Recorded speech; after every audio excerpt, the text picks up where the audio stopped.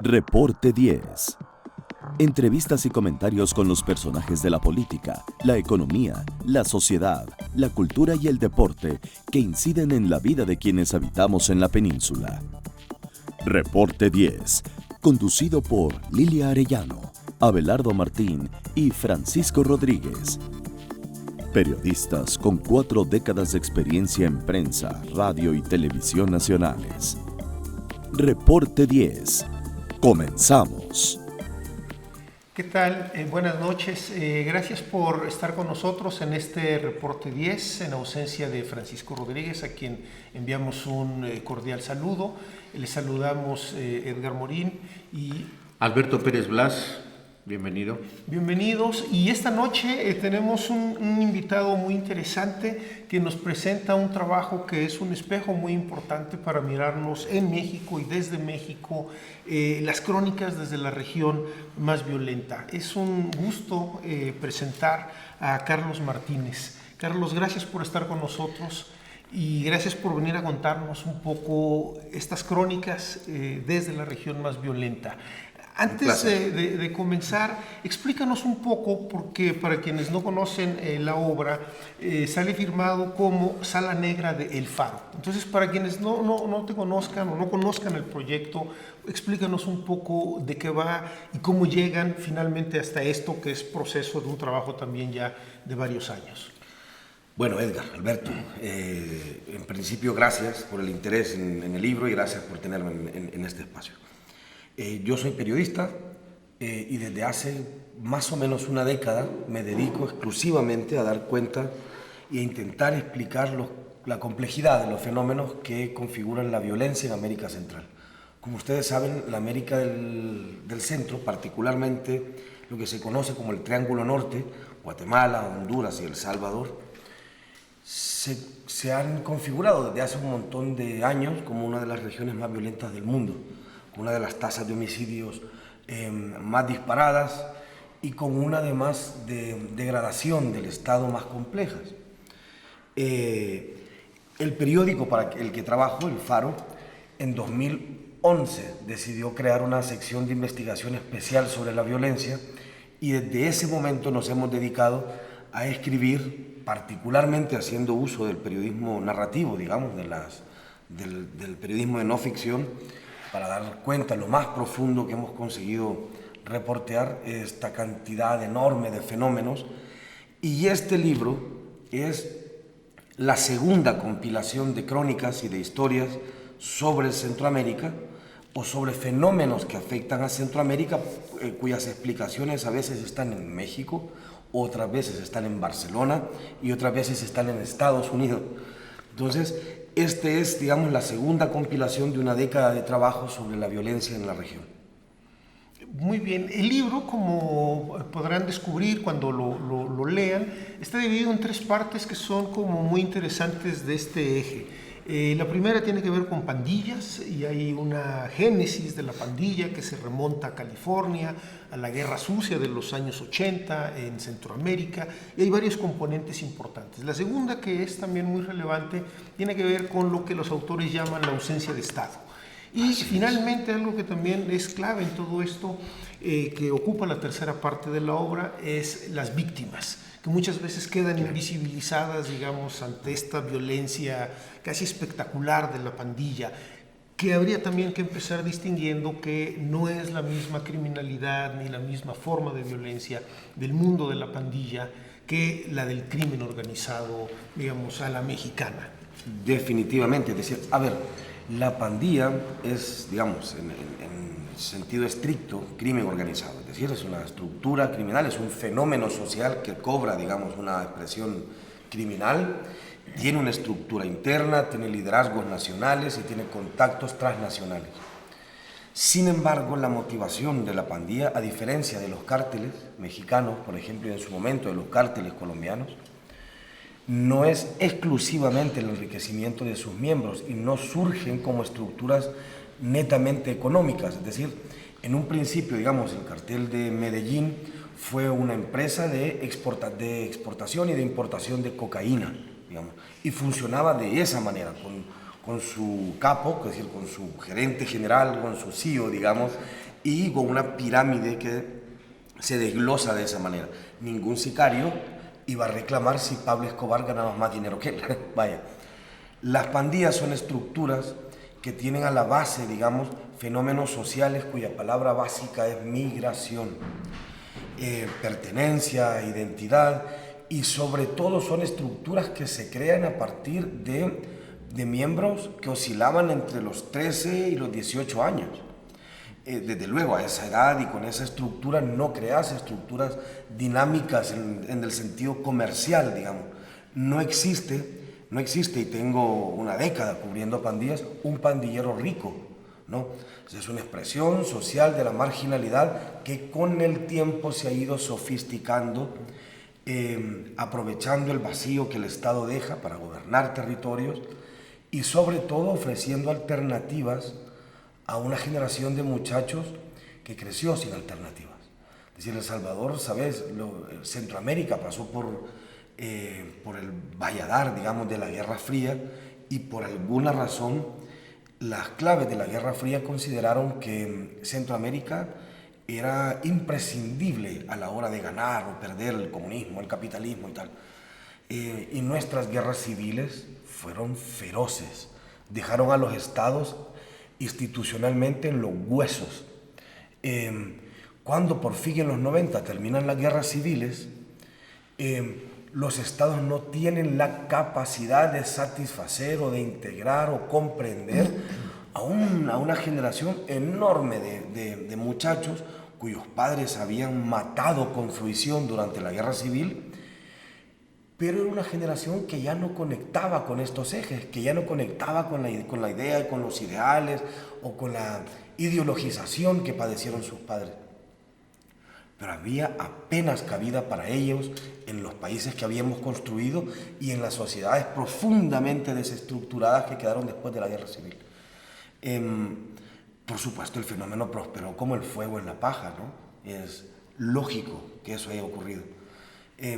Pero me parece eso muy importante de entrada, sobre todo para el público mexicano que nos escucha, hacer esa diferenciación, ¿verdad? Es decir, las pandillas ya no son un grupo de muchachitos navajeros en la calle, pero tampoco son el cártel de Sinaloa, no son el cártel Jalisco Nueva Generación y no comparten propósitos ni comparten orígenes, digamos. Carlos, perdón, en este sentido se podría entender que la pandilla, más que una alternativa de vida, es simplemente un espacio para sobrevivir.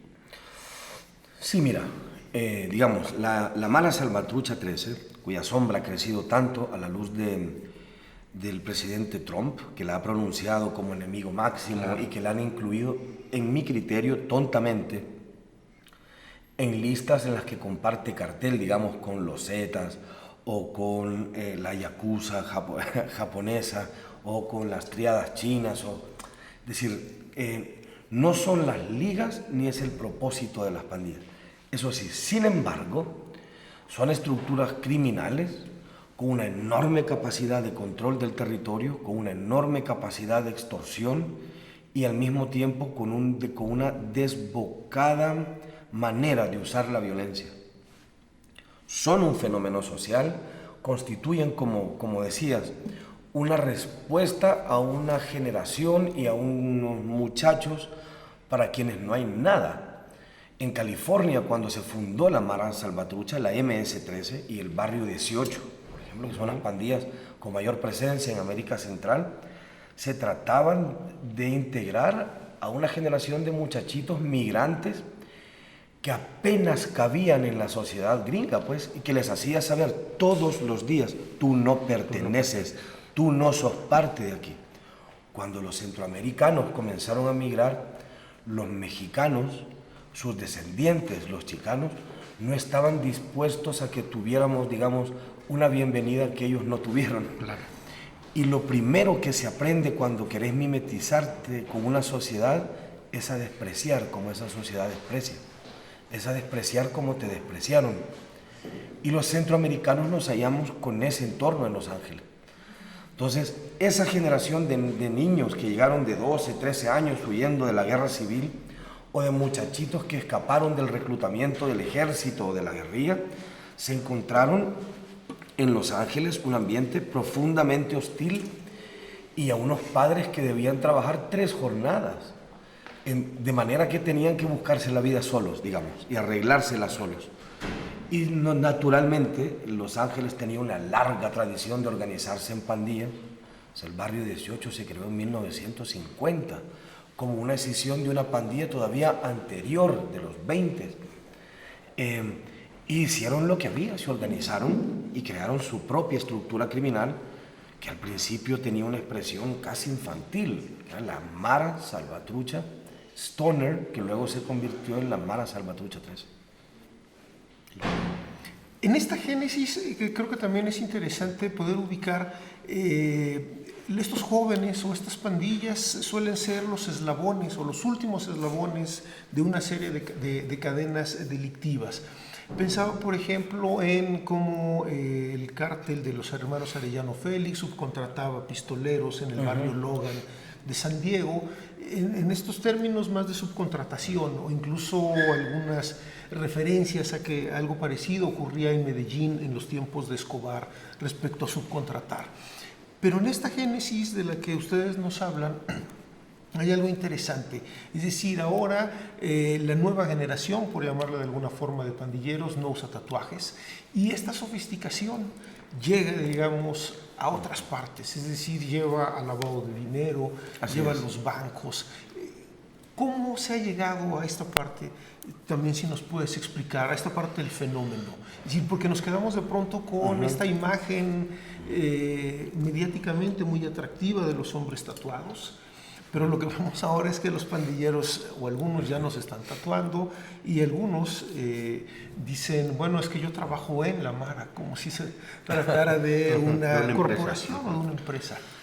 Mira, sobre todo hablando con el público mexicano, creo que hay un montón de símiles en estas cosas.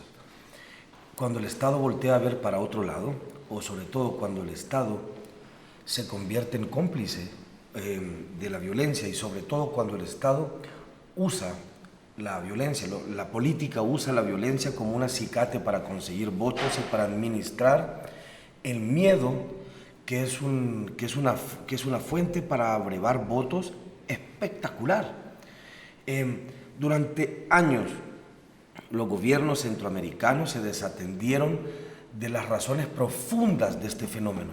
Miraron para otro lado y lo explotaron como un acicate para conseguir y administrar el miedo público que genera votos y que además genera popularidad.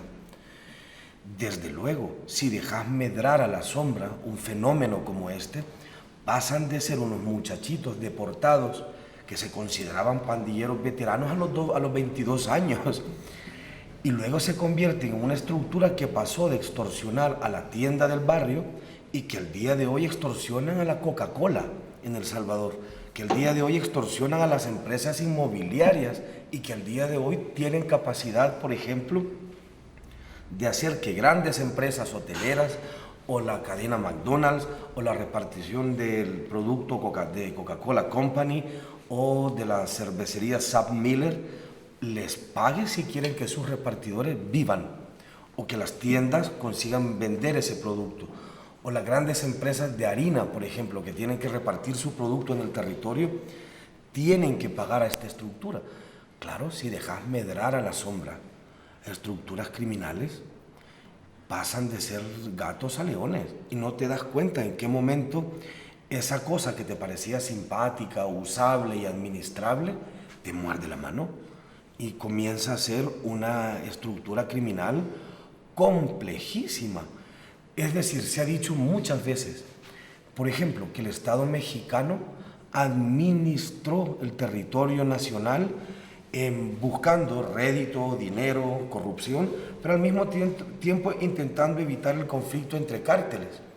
Claro, si dejas medrar a la sombra animales que te parecían domésticos, en que 5, 10 años ya no son domésticos. Esa cosa ha sobrepasado tus capacidades de administrarles y de domar esas estructuras criminales. Entonces, en gran parte, creo yo, y en eso coincidiremos y compartiremos historia, es cuando el Estado se desatiende de sus obligaciones y cuando el Estado cree encontrar en el crimen un acicate para sus propósitos, pasa lo que es lógico. Las estructuras criminales prosperan, crecen y encuentran un músculo que solo tiene su explicación en la ausencia del Estado. Pues muy bien, y uno de estos elementos del Estado lo vamos a ver también en el texto con el comercio informal, el comercio ambulante. Pero después de una pausa volvemos sobre este asunto. Gracias. En un momento regresamos a Reporte 10.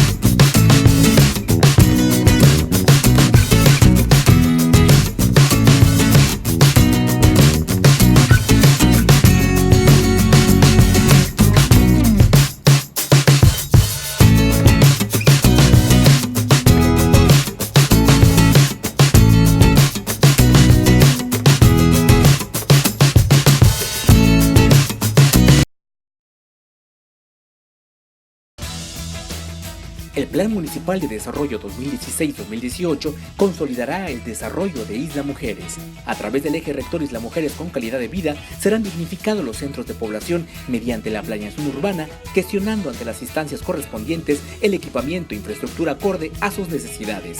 Hoy, gobierno y sociedad suman esfuerzos haciendo futuro por un mejor Isla Mujeres.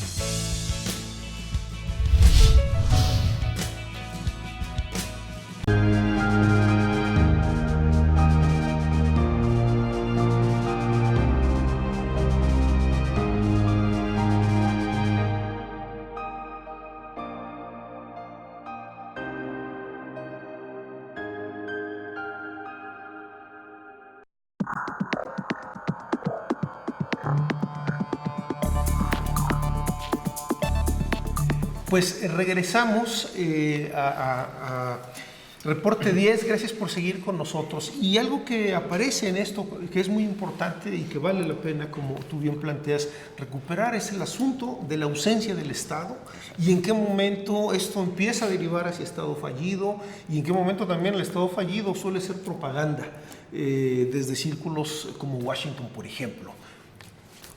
Sí, como platicábamos fuera de cámaras, y es muy importante a mi juicio entrar en este espacio, en la discusión de lo que es el Estado fallido, porque yo creo que acabas de plantear un fenómeno que se está empezando a observar en México. Y creo que a quienes nos dan el favor de su atención les parecería interesante poder identificar cómo se ha venido gestando este fenómeno que se denomina el Estado fallido. Y creo que mencionaste un punto que a mi juicio es muy importante. No es solamente la falta de eficacia en la aplicación de la ley como tal o de la corrupción como tal, es cuando se pierde control territorial por parte del Estado. ¿Te parece a ti? Sí, y además con el control territorial vienen otras cosas, ¿no? Que tiene que ver con quién es la referencia de autoridad y quién es la referencia moral de la ciudadanía a la hora de administrar la cotidianidad. Y yo pienso que México no es que comienza a presentar, esa es mi opinión, de alguien que ha tenido muchos vínculos con este país y que está muy enamorado de México además.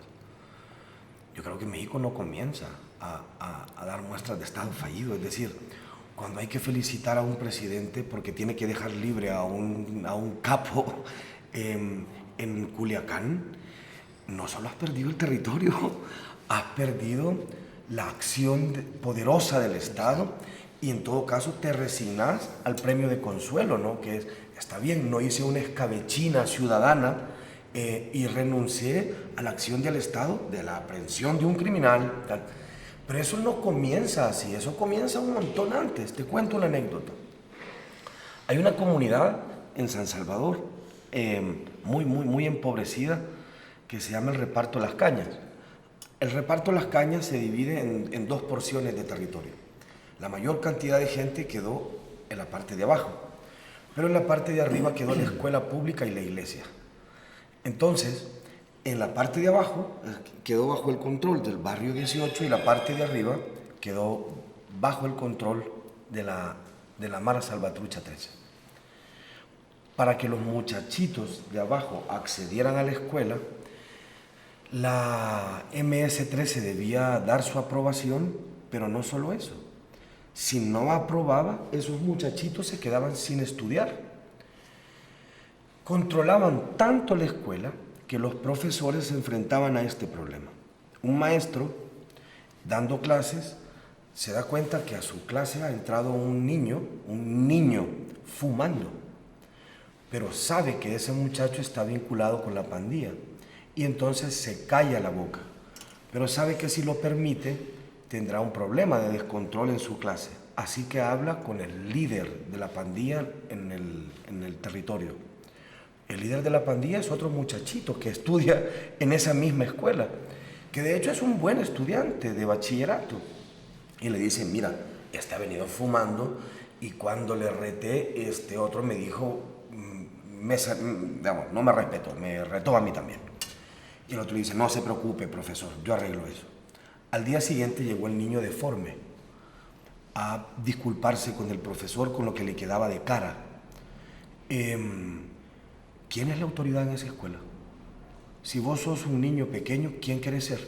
¿El profesor o querés ser el palabrero, el líder, el que arregla las cosas, al que tu profesor le pide misericordia porque uno de sus pandilleros llega fumando a clase? Parece una tontería, pero de eso a lo de Culiacán hay línea recta. Solo dejarlo estar, solo dejar que eso siga la inercia, es decir, que el Estado, representado en una escuela por sus profesores, seguí representado en el territorio por sus policías, o seguí representado en el país por sus diputados, por sus alcaldes, por sus gobernadores, por sus presidentes, valgan madre. Y que además la lógica del respeto y la lógica de la brújula moral se pervierta hasta que tenés que felicitar a alguien por soltar a un narco. Y que eso le parezca y probablemente sea la decisión acertada. Entonces, tu autoridad, la brújula moral y ética que representás como Estado en lo mínimo, un presidente, un policía, un maestro, valga madres, ¿no? Y esa degradación no pasa de la noche a la mañana. Es una bola de nieve y una inercia que tenés que dejar estar sabiendo que habrá consecuencias. Y algo que también es muy interesante y que aparece en la investigación es cómo tiene su contraparte. Hay una historia que me gustaría que pudieras compartir un poco. Ramírez del Cid, el jefe de la policía, donde esta ausencia del Estado también juega en el otro sentido, a crear escuadrones de la muerte, ajustes de cuentas entre distintas facciones de la propia policía, donde la información es clave, pero al mismo tiempo no los alcanza o no los salva de las vendetas o de las venganzas de sangre. ¿Cómo se representa esto, esta línea recta que dices también al interior de las estructuras del Estado? Mira, insisto, ustedes lo sabrán también muy bien porque han padecido también la degradación de sus cuerpos policiales, al punto de que probablemente esto no será agradable de escuchar, pero yo creo que en algunos estados y en algunas partes de este enorme país, la policía es una estructura criminal más. Insisto, eso no pasa de la noche a la mañana, es decir, si con eso, por ejemplo, no contamos de la forma, ¿cómo se llamaba este personaje siniestro, el negro algo? Negro Durazo. Que convirtió a la policía en una estructura criminal y cuya herencia no se ha podido despegar de los cuerpos policiales mexicanos. Y es, en El Salvador, la Policía Nacional Civil se creó de la fusión de los combatientes de la guerrilla y de los combatientes del ejército. En 1992, que los cuerpos paramilitares policiales desaparecieron, afortunadamente, se crea la Policía Nacional Civil, digamos, como el máximo monumento a la paz y a la supuesta reconciliación. Claro, integrar un cuerpo policial con gente que hace 3 años se estaban agarrando a balazos y pedirles que confíen y que le llamen jefe al jefe es complejo, sobre todo si no te atendes explícitamente de ese problema. Entonces, claro, dependiendo de quién está en el poder, si es la izquierda o la derecha, el director de la policía era o un ex militar o un ex guerrillero. Entonces, es complejo administrar ese cuerpo policial y además pasa otra cosa. Quitando, digamos, el enorme laberinto que eso implica, ¿te imaginas cuando la idea es una idea maniquea? Hay malos y hay buenos. Los pandilleros, por ejemplo, son malos que asolan a los buenos ciudadanos. Cuando se plantea la realidad de esa forma, está claro lo que hay que hacer. A los malos, ¿qué queda? Si los malos son muy malos, porque sí, porque les abunda en su alma la maldad, ¿qué hay que hacer con ellos? Que no estén. Decirle eso a la sociedad, pero además decirle eso a tu policía. ¿Qué es lo que pasa? Cuando agarras a un muchachito que te parece pandillero, y que probablemente lo sea, le metes trompadas al principio, y no pasa nada. Le rompes sus zapatos, por ejemplo, y le quitas los dientes a trompadas, y no pasa nada. ¿Qué pasa si lo matas después? Nada.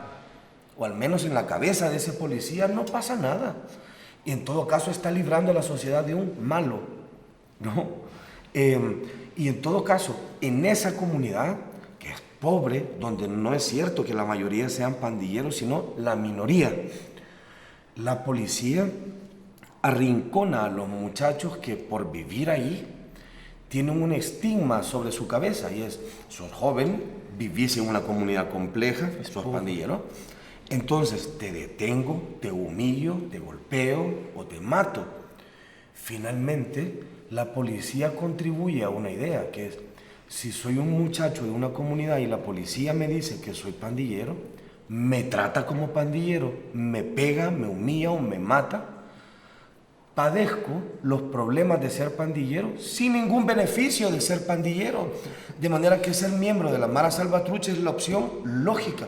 O sea, ya si voy a valer madres de esta manera, al menos quiero poder, al menos quiero tener autoridad y al menos quiero que me teman, o al menos quiero devolver el golpe, ¿no?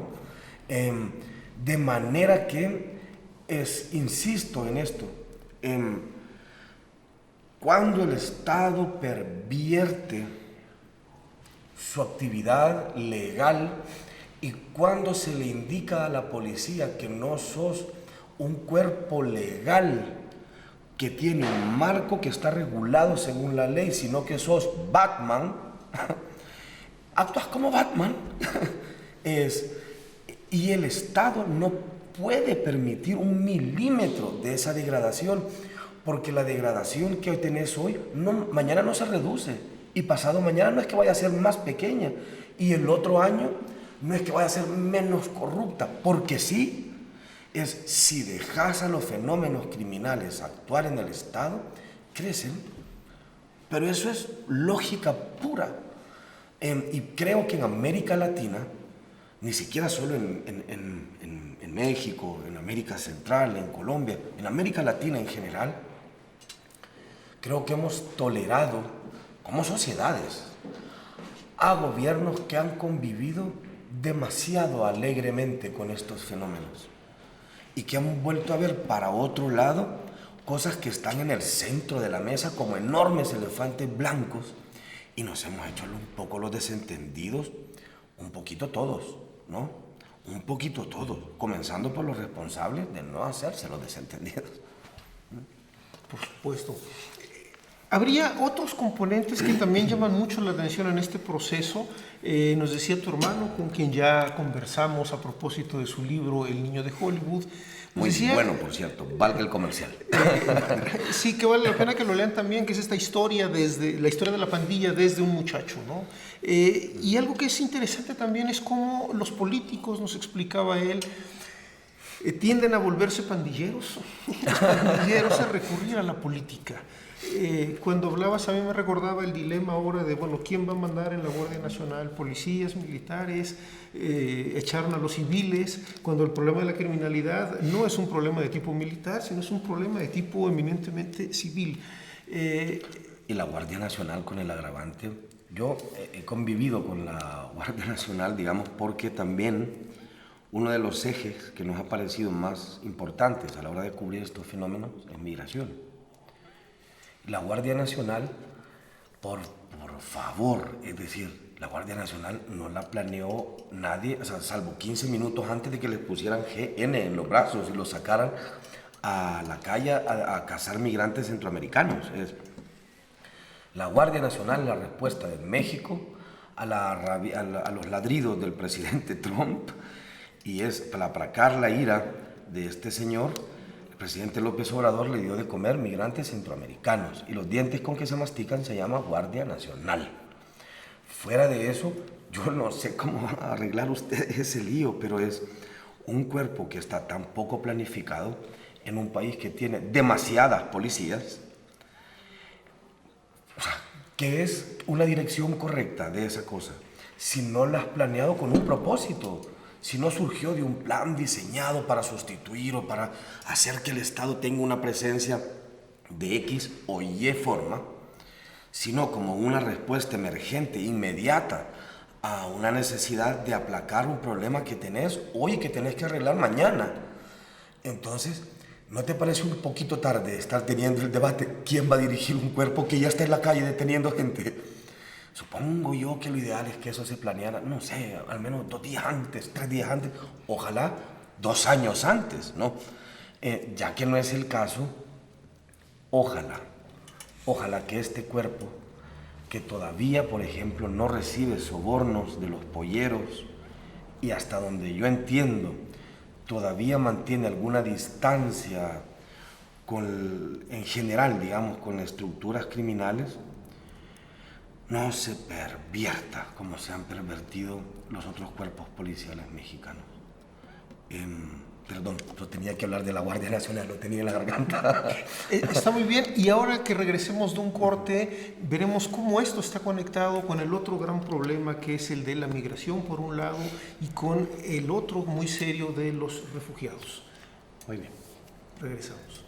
En un momento regresamos a Reporte 10.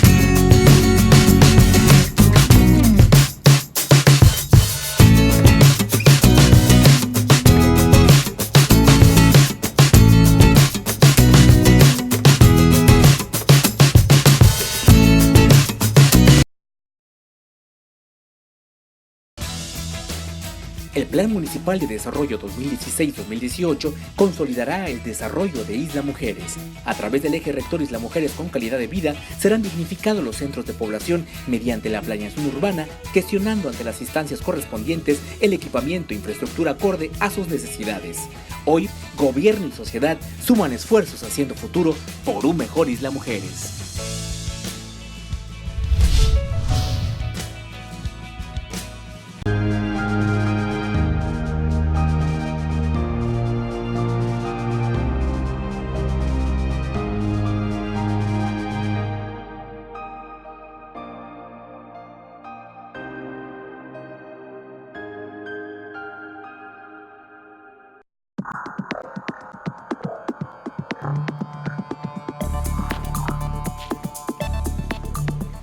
Bien, gracias por seguir con nosotros. Y como la charla y el propio libro nos lo va mostrando, hay una parte muy interesante de todo este fenómeno. No es la espectacularidad de los jóvenes pandilleros, no son estos ajustes de cuentas o este barril de pólvora, como ustedes cuentan en el libro, que son las fuerzas de seguridad en Centroamérica, sino con el crimen organizado y con estos vasos comunicantes al sistema financiero. Y hay casos, digamos, en el tráfico de migrantes, por ejemplo, que es muy importante y que llega a partes del país, de este país donde se lava el dinero, donde, como tú bien decías, salen edificios como flores en el campo y nadie se pregunta, bueno, ¿y este dinero con qué está conectado? Plazas comerciales. Plazas comerciales, que es casi una epidemia.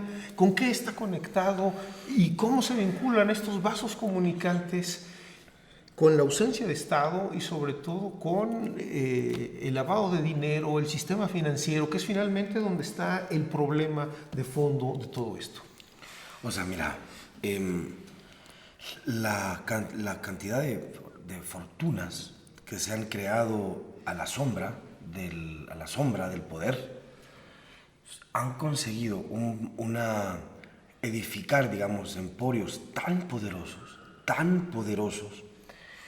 que se dan el lujo de ofrecer, como en su momento lo hizo Pablo Escobar, pagar la deuda externa de un país. Eso no pasó de la noche a la mañana, ¿no? Y por otro lado, esto no es ningún secreto. O sea, Chapo Guzmán tenía también una base en Honduras.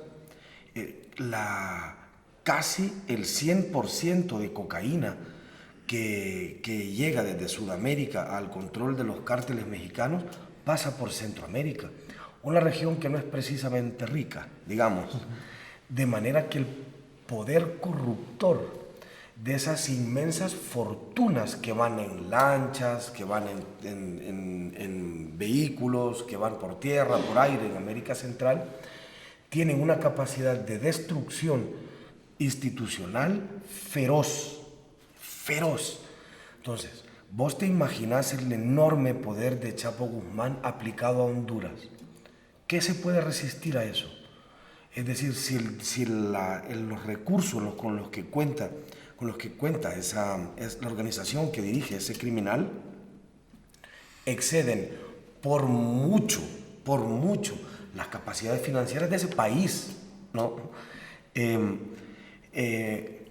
Cuando, por ejemplo, nos dedicamos a paliar nada más las consecuencias de los problemas, es decir, los síntomas. La fiebre, por ejemplo, no es una enfermedad. La fiebre es siempre un síntoma de algo. Claro, si te pones hielo, la fiebre se baja, pero te estás pudriendo probablemente por dentro con una infección.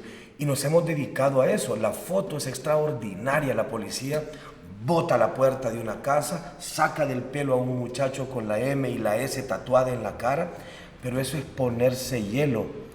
Digo yo que no hay que arrestar a esa gente. No estoy diciendo eso.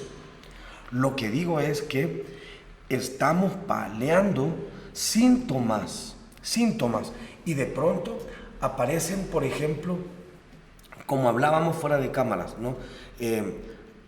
Vehículos del INM usados para traficar indocumentados centroamericanos, custodiados por policías federales mexicanos. Claro, ¿qué aparece en la foto? Unos desgraciados atrapados en el Suchiate o en el río Usumacinta, subidos en unas lanchas hechas con llantas, y vamos ganando, miren cómo hemos atrapado a estos bandidos. Es absurdo, es una fotografía ridícula de un Estado que sabe lo que le pasa y que está poniéndose hielo, para bajar la fiebre. Eso es todo.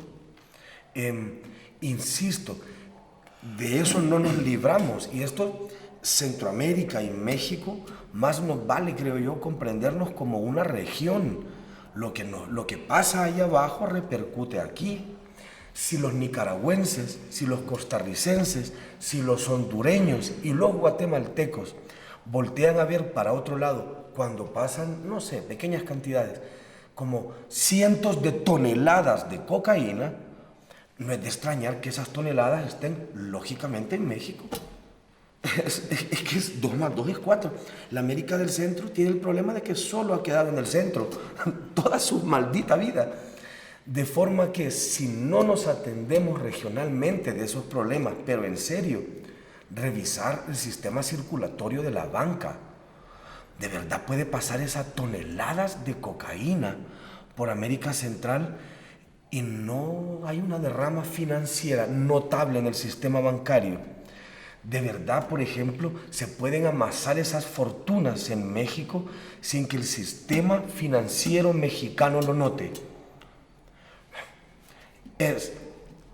No podemos ver para otro lado y esperar que cuando volteamos a ver al centro no haya nada.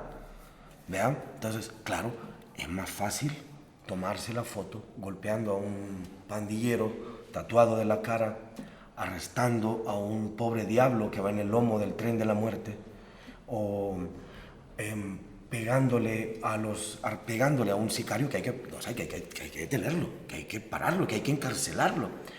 Pero no está ganando, de hecho no estás peleando, pienso yo.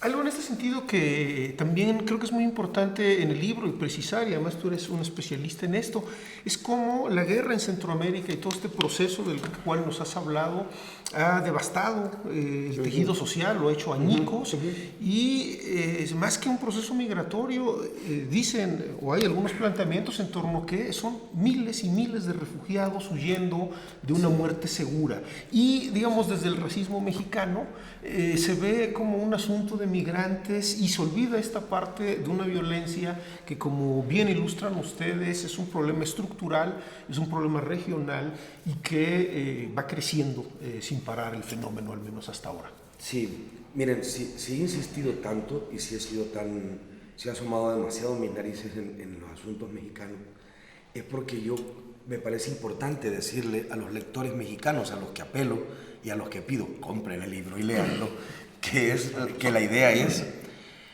esta es nuestra parte de la región, es decir, esto no es Euroasia, ¿verdad?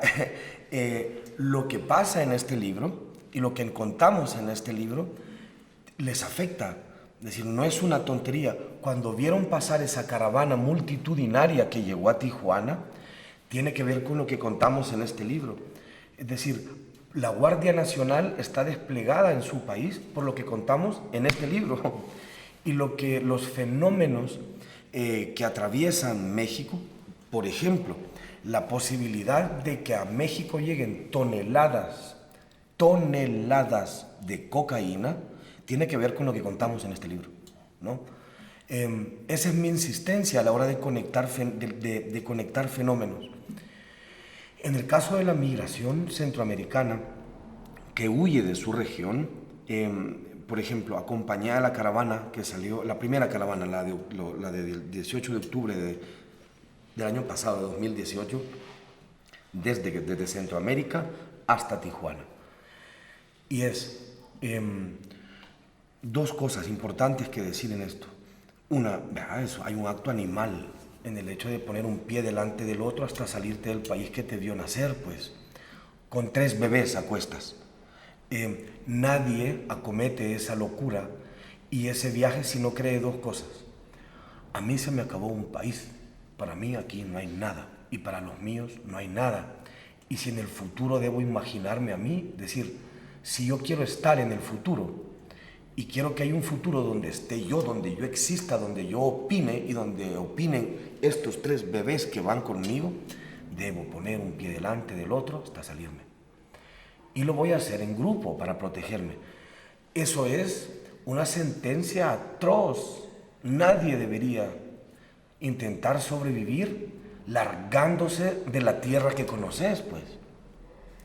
Para mi sorpresa, y digo sorpresa con conocimiento de causa, porque venimos cubriendo la migración indocumentada de centroamericanos por México desde 2008. Hemos viajado en el tren de la muerte junto con ellos, hemos conocido, digamos, lo más abyecto del espíritu humano en ciudadanos mexicanos que han sacado un provecho atroz de esta gente. Pero también hemos visto el esplendor de los valores humanos, digamos, durante la primera caravana. Los mexicanos, la ciudadanía, la sociedad civil mexicana dio cátedra universal, creo yo, de solidaridad, de empatía, de abrigo y de cobijo. Se volcaron, no había suficiente espacio a veces para las sábanas, comida, agua, cuidados médicos. Fue maravilloso eso. Por lo tanto, eso habita en la sociedad mexicana, eso está ahí. Es decir, me imagino a esa gente de Pijijiapan, Mapastepec y esos pueblitos viéndose a sí mismos en el rostro de mis hermanos, ¿no? Es imaginando a su tía probablemente que tuvo que cruzar desiertos inimaginables para llegar a Los Ángeles o a Houston o a Washington, viendo a sus propios familiares, porque México es un país profundamente migrante. Por eso es tan triste cuando de la noche a la mañana este país da un vuelco y condena nuevamente a esa gente que migra de, insisto, fenómenos que no les son ajenos a México, que huye de países profundamente deshuesados en su institucionalidad por fenómenos que no les son ajenos a México. Y ahora la idea es que somos los centroamericanos o invasores o escoria, basura de un nivel similar a la basura que les considera a ustedes Trump, que les describió como eso, como basura.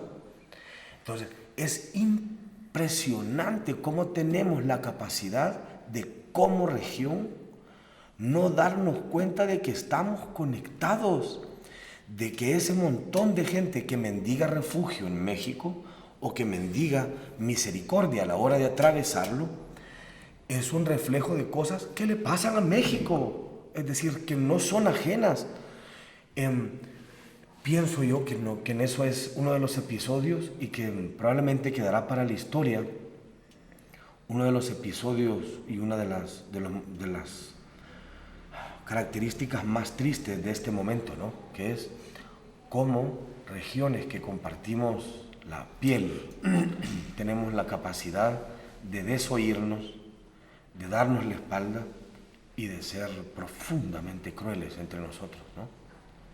Así es. Bueno, en este sentido, algo que también muestra el libro que es muy importante es el asunto de las víctimas, y cabría decir también que hay un ensañamiento incluso de género. Algunas de las historias que se cuentan en el libro y otras que de sobra conocidas nos muestran que además de todos estos problemas estructurales hay un problema de ensañamiento de género también. No solo en la trata, no solo en la violencia sexual, sino todo el problema, digamos, que va alrededor de todo esto. No sé, por ahí si tengas alguna reflexión respecto a esta otra problemática. Desde luego tenemos en la región un problema profundamente arraigado en eso, ¿no? Es decir, en la concepción misma de cómo nos comprendemos como sociedades. Hemos construido sociedades en las que no cabemos todos, o al menos que están pensadas de esa forma. Tú no cabes porque eres indígena, ¿eh? Tú no cabes porque eres negro, tú no cabes porque hablas otra lengua, y de alguna manera también tú no cabes porque eres mujer. Quitar las expresiones más salvajes de eso, incomentables, ¿no? Es decir, que compartimos como región. Ya no digo Mesoamérica, Centroamérica y México, digo Latinoamérica. Les matamos, les usamos y les apartamos. Quita eso, que eso está en la fotografía, ¿no? Es decir, en México se arresta a una muchacha y la policía abusa de ella. En El Salvador, un magistrado, un juez, toca los genitales de una niña de 10 años y no pasa nada. Vaya, eso es lo visible y así debe ser. Pero eso está ocurriendo todos los días, todo el día.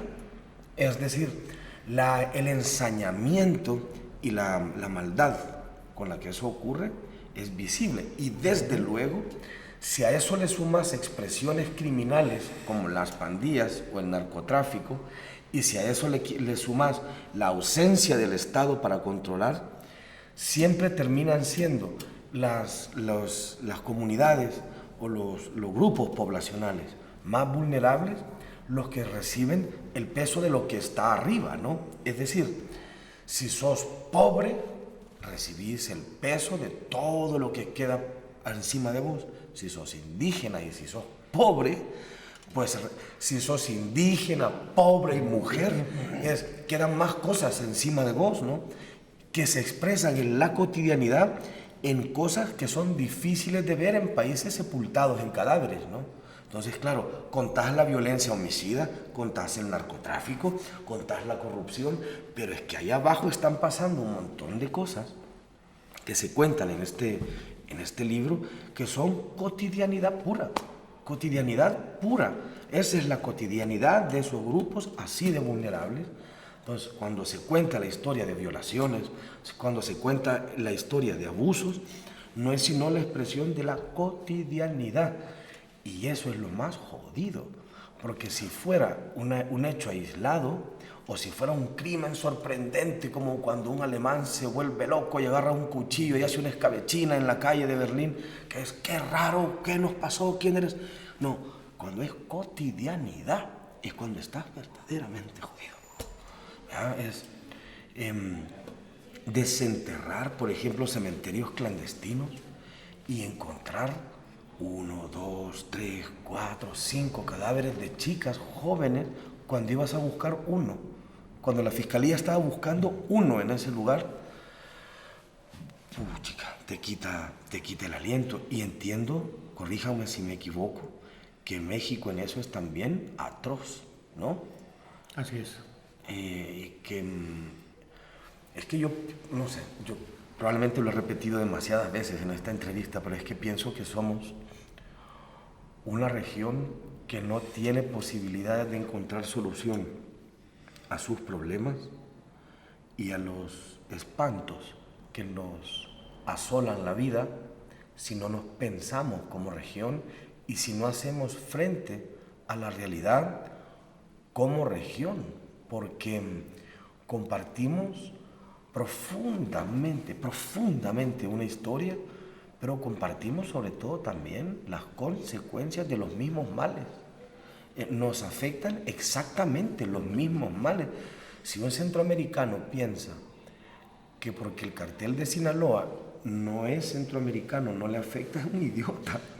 Si un mexicano piensa, por ejemplo, que las consecuencias de la degradación y la putrefacción corrupta en América Central no le afecta, lo es también, ¿no? Entonces, probablemente en este espacio he repetido demasiadas veces eso, y mi invitación a los lectores mexicanos, a la audiencia de este programa, es que oteen, que le den un vistazo a esa ventana que es América del Centro, a través del trabajo que hemos hecho durante una década por reportearla, por contarla, por intentar contarla lo más profundamente posible, no intentando aproximarse a ello como un turista que ve los problemas raros que le ocurren a una región que le es ajena, sino que mi invitación para el público mexicano es que se asomen a esta ventana que les hemos traído y que les hemos contado como quien mira el problema que tengo yo, es decir, como quien ve nada más uno de los tramos de las consecuencias, de los problemas, de los síntomas y de los males que les afectan y de los que son parte. Y espero que hayamos conseguido hacerlo de una forma que sea amigable, comprensible y que además consiga ser explicativa y profunda, y esperamos haber hecho el trabajo periodístico que es contar lo más profundamente posible los fenómenos, intentando evadir la tentación de lo espectacular, de lo sintomático, de lo de lo irrelevante en los fenómenos, y esperamos haber trascendido tatuajes, esperamos haber trascendido operativos y esperamos haber trascendido balaceras para intentar contarles a los lectores mexicanos, a los lectores en general, las corrientes profundas que explican fenómenos que nos definen como región. Pues muy bien, Alberto, ¿algo más que quieras Pues solamente agregar? te diría muy rápidamente que tus reflexiones, ¿qué te puedo decir? No solamente abonan en este momento de manera importantísima a la reflexión mexicana sobre esto, sino que además me parece que ojalá las mismas fuesen tomadas en la reflexión oficial, en la reflexión política del gobierno mexicano. Creo que estamos en un parteaguas en donde si no hay una reflexión profunda y seria de lo que es el fenómeno de la violencia y de la situación del Estado, que a mi juicio, insisto, empieza a mostrar ya estos signos del Estado fallido, estaremos hablando dentro de una década, ¿no?, de un Estado ya no fallido, sino de un Estado narco. Solo una cosa más que me parece importante decir en cada espacio que uno tiene la posibilidad de decirlo. Yo soy periodista y este es un libro de periodismo. Vaya mi profunda solidaridad con mis colegas mexicanos, dentro de los cuales tengo amigos muy queridos, en uno de los países más salvajes con el periodismo y donde la vida de un periodista vale un carajo. Y vaya además mi explícito rechazo al presidente de un país, mi explícito rechazo a aquel que debería representar a todos, en un país donde se mata a periodistas. Vaya mi explícito rechazo a un presidente que crea y que permite que se siga creando un ambiente donde la prensa es el enemigo y donde se puede creer que agredir, insultar, humillar a la prensa, si se hace desde la presidencia, que nos comparó con perros, abre las posibilidades de violencias más perversas. Entonces, me parece que es inadmisible, injustificable de un mandatario que debería ser un representante del Estado, dejando a la prensa rascarse con sus propias uñas cuando los están matando. Eso, me parece importante abrazar desde las palabras a mis valientísimos colegas mexicanos. Pues muy bien, como habrán visto, hay mucho más que dar, es un tema muy importante. La invitación es que lean el libro, vale mucho la pena y bueno, esperemos que vuelvas pronto para estar con nosotros. Gracias a ustedes por vernos, gracias Alberto. Gracias por la invitación. Y estamos en contacto, hasta la próxima. Gracias y buenas noches. Ahora tiene usted a la mano más herramientas informativas para que emita su propia opinión. Comuníquese con nosotros, aporte sus comentarios y sugerencias a los correos y redes sociales que aparecen en su pantalla. Mientras, le invitamos a sintonizar Reporte 10 la próxima semana, a la misma hora, por esta señal que siempre va contigo.